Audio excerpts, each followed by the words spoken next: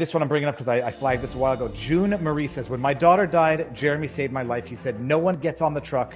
He is loved by many and the only reason many of us are still here. What does not gets on the truck mean?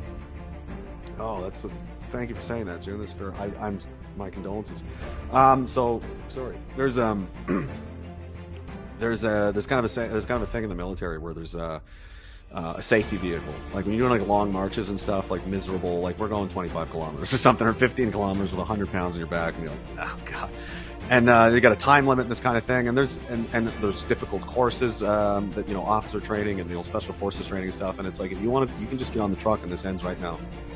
Just step on the line, go and get on the truck, and you can go home to your nice bed and get out of the rain and get your wet clothes off and get some food, go to sleep. Does it sound nice?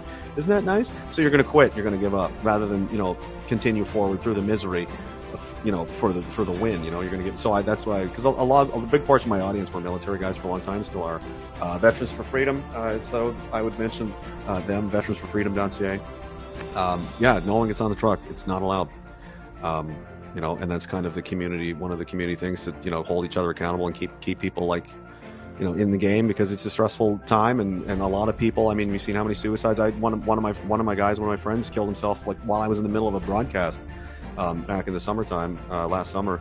And Herman Williams is his name. And, it's a terrible blow. Like we need these people, we need these guys, and not just veterans, like everybody that's involved, everybody that understands what's kind of at stake and what's happening. Everyone's required to help push, because, we've only gotten this far and there's so much more work to do, and you never know who's going to be in what kind of position today, tomorrow, or 5 years, or they may be in the position at that point in time to push the button that, moves the ball in the right direction. And everything's different just because they were there in the right place at the right time. And you're never going to know that. You're never going to know what you could or couldn't have done if you leave early, if you go home, if you get on the truck.